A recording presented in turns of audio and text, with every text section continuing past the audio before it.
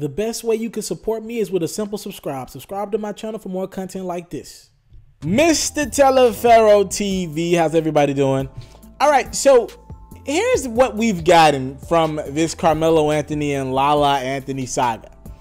All we've gotten through Lala is pure honesty and updates on Carmelo Anthony's free agent situation. Remember, Melo doesn't do a lot of interviews. Of course, he has to do his obligations as an NBA player, post-game press conferences, pre-game conferences, all that, the interviews that he has to do.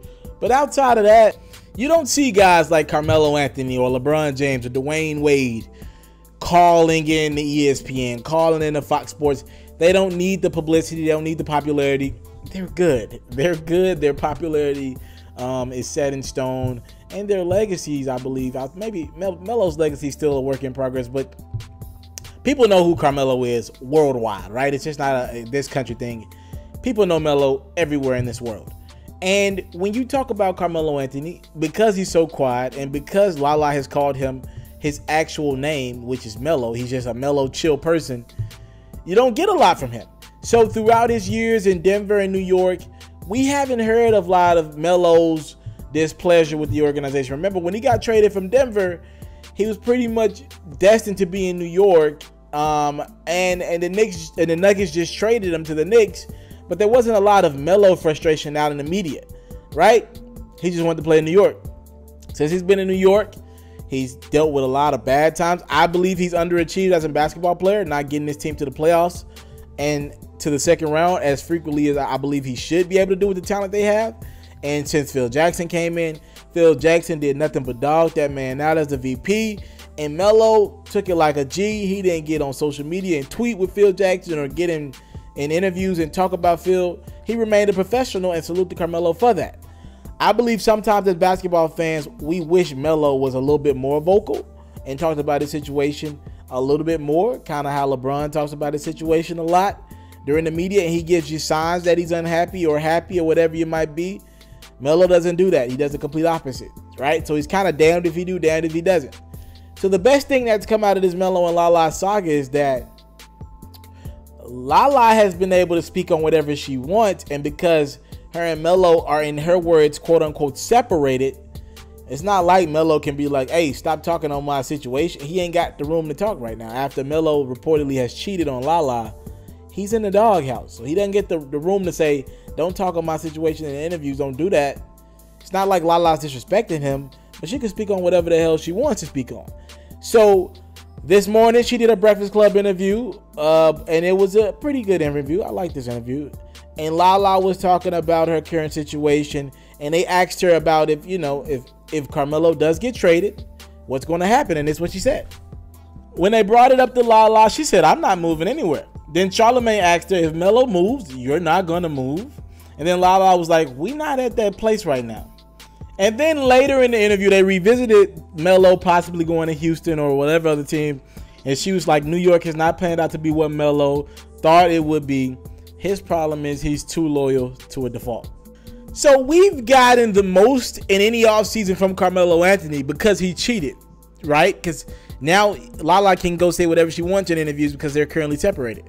And what do I think about what he said? I think Carmelo ends up in Houston. I still believe that in my heart of hearts. I don't think he ends up in Cleveland. I think right now, if I had to do it in order, 1, 2, 3, I think he'd, 1, end up in Houston, number 2, stay with New York, or number 3, end up in Cleveland. I think that's the 1, 2, 3 scenario right now for Carmelo Anthony. Lala is saying, look, I ain't going anywhere. I like New York. I'm a native here. I ain't going anywhere, regardless of what Melo does. So now it's like this is the personal life that we usually don't see in the public domain. It's happening right in front of us because we're talking about 2 public figures. Usually it's one public figure and a less chiller wife, or a less in the public domain husband. You know what I mean? Like, we're dealing with Melo and Lala, both public figures, and Lala's coming out and saying, I'm not moving anywhere. So regardless of what Melo's life takes him, I'm comfortable in New York. I'm comfortable here. Power's here. I'm good here. So Melo now has a decision. Do you leave, go to Houston, a better basketball team, a team with Chris Paul, one of his closest friends, and James Harden, and try to compete for a championship or compete with Golden State, probably get to the Western Conference Finals, maybe in an ideal situation? Or do you stay in New York where the person that you cheated on is, and you're trying to win her back, and you know nothing but time can help. Again, Melo has some money where he can private jet to Lala whenever he wants to. I'm just saying, there's nothing like being there, right? And if he leaves New York, I would imagine that it's probably going to be more difficult for him to see Lala every day like he wants to, or whenever he's not on the road. So that's a tough one. We don't usually see situations like this play out in the public domain, but it's tough.